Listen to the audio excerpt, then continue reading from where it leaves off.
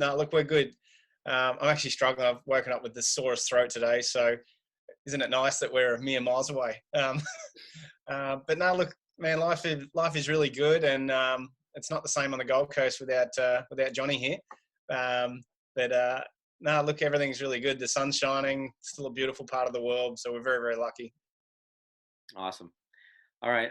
So let's go to your tennis career first. Let's start there. So when did you start playing? When did you stop? What were your career highlights? If you could just condense that into a couple of minutes. Yeah, well, I mean, I grew up in Geelong, which is about 2,000 kilometres south of where I am now. So big sporting community, a lot of football. Tennis was very, very big down there. I sort of come through all the junior ranks, doing all the McDonald's squads and various other things that you do as juniors, travelling around. In Melbourne, they have this very strong competition. It's a fixtures competition, I guess, which is called Melbourne Pennant, or we call it Melbourne Pennant. And you've got some of the best players in Australia playing sort of state grade in that competition. So you have state grade and grade one, and then it sort of works its way down through various grades. So once I got to sort of, I guess, playing as the number one player in grade one,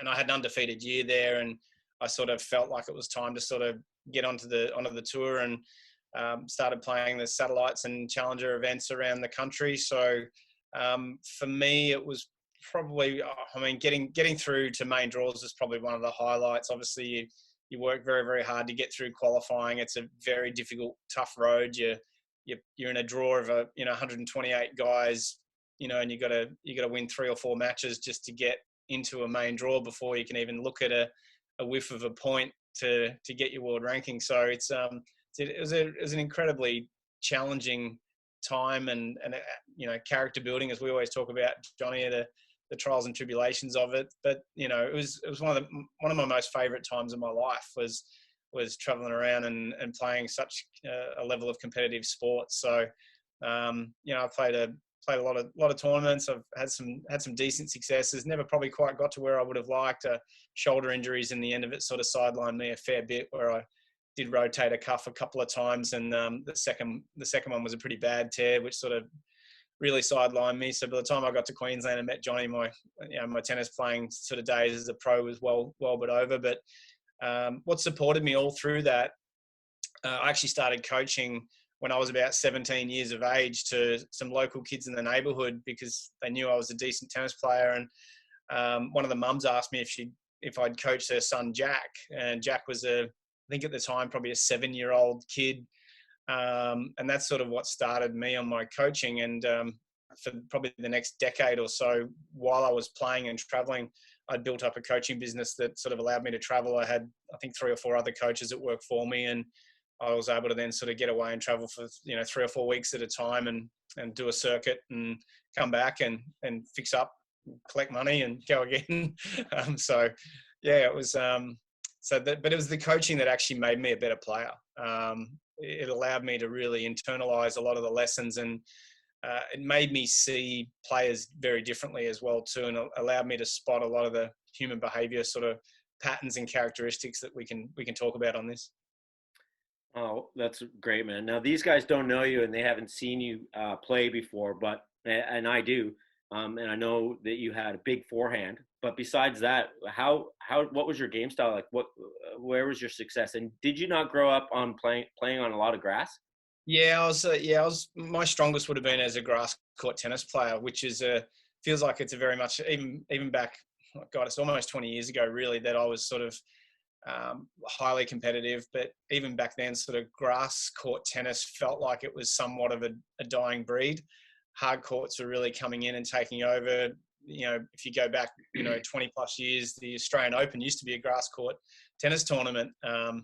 And then, it became a hard court when it moved to what used to be Flinders Park and is now called Melbourne Park.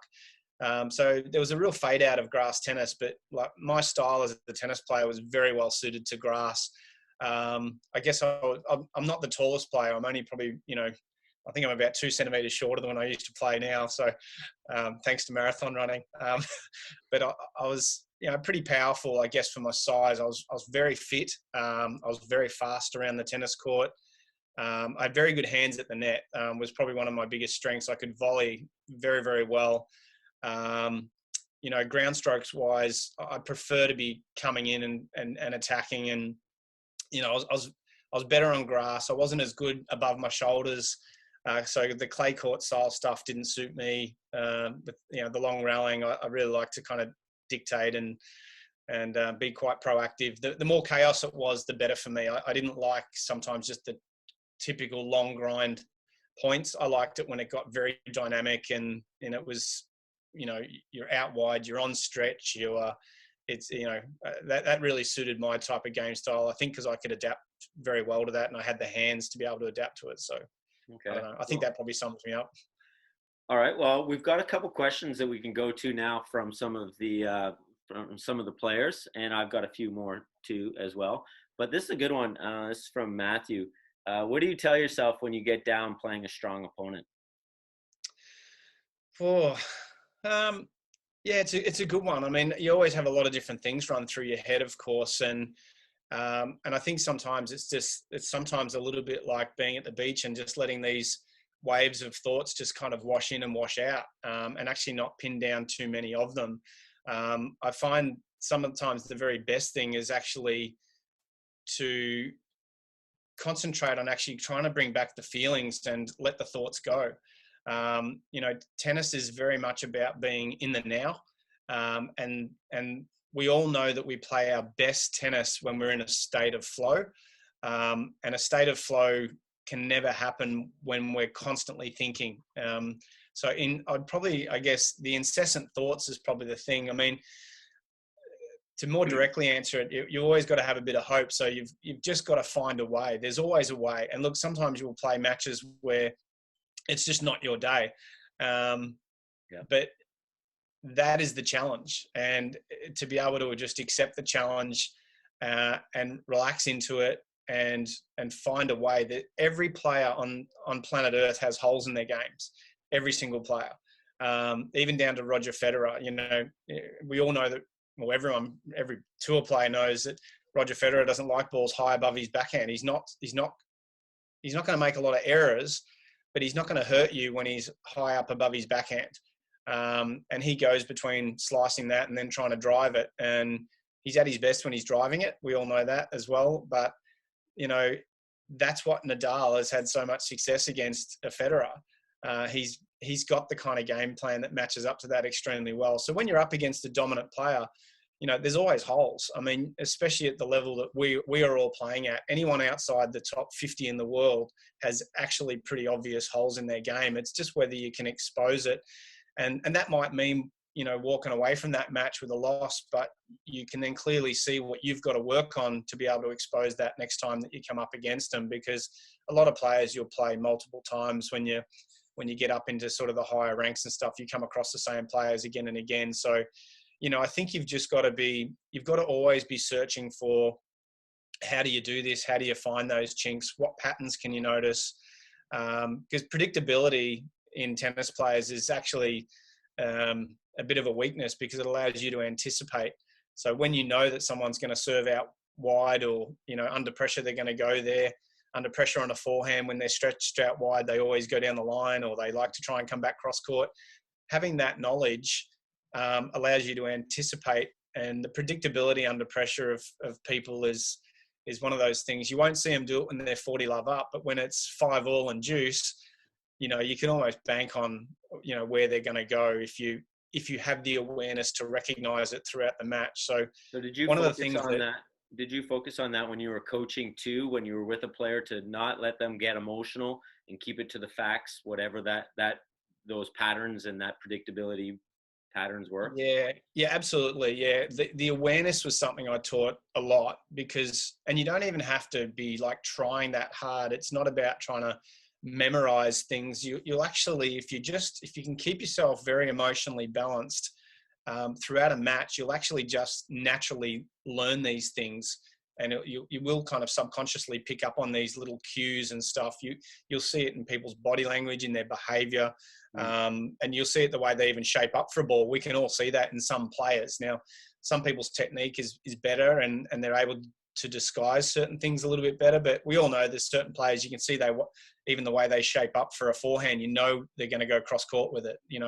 So it's those subtle little cues that allow you to be prepared and a little bit of ahead of it in terms of movement and taking off and all that stuff. So, but yeah, it's a kind of a hard thing to explain, I guess, in some ways, because it's a very, very relaxed awareness. You've got to try and keep yourself in the moment in tennis as much as you can. So, there's a whole bunch of things I used to teach, and some of it's even coming back to me now as we're chatting, but even just the ability to be able to keep your rhythm in a tennis match when you're playing a big player.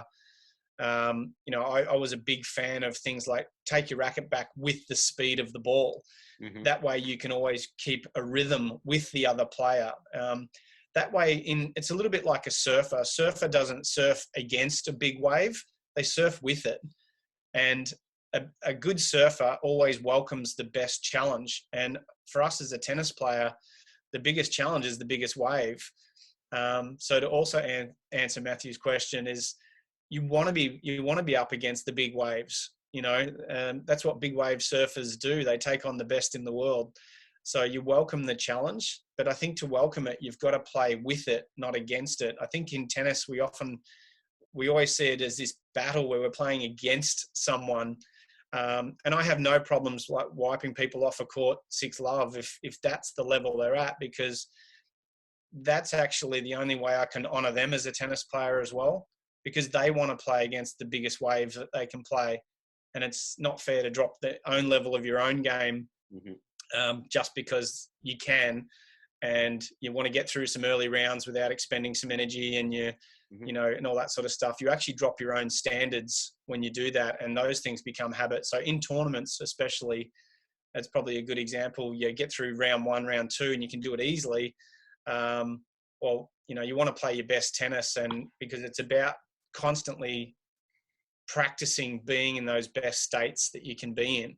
Yeah. So I'm a big fan of that. So that was stuff I used to teach some of the juniors and stuff as well.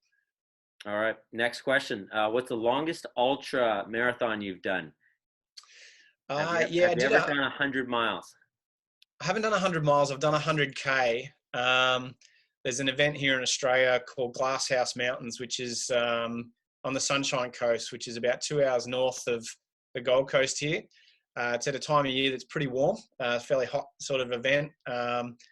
Very, very, very hilly. I think you do the equivalent of about 4 kilometres of climbing and about 4 kilometres of descending within that 100 kilometres. Wow. Pretty warm, tough day. I was out there for about 15 hours, so it was a pretty tough day at the office. Yeah. Cool. All right. Turning points in your career, positive or negative, and what influenced it? Good question. It could be coaching as well. Could be consulting, being an author or a player. Yeah, I think. I think actually some of the best turning points are a little bit more subtle than sometimes we realise, and I think probably some of them have come from the advice of other people. In all frankness, especially as a tennis player, it's being around people who know you as a person, who see you play a fair bit, who give you advice that you are humble enough to take on board, and don't think they need to be a better tennis player or a more accomplished, better ranked in the past player for that to be really good advice. I think, I've had people pull me aside and just give me some pretty blunt, I'm trying to think of some offhand, but some pretty blunt advice. I can picture the emotional reaction I had to being pulled aside like that. I can't remember the exact words, but just some really honest, frank advice about if you did this or if you stopped doing that, this is kind of where you could go. And they paint a bit of a vision, I guess, of what you could really become. And there's a few people for me that really did that back in my days in Geelong when I was playing Melbourne Pennant, that kind of, I guess, painted a bit of a picture for me as to my potential. And and that were probably some pretty big turning points, but they come from the most unlikely of places. sometimes it's the parent of a kid that you coach who knows very little about tennis, but they see something that you do that, you know, it reminds you of a characteristic that actually can take you a long way. So I think for me, some of them are probably the best turning points that I've had. On the negative side, injuries are probably the one that that probably got me. So, you know,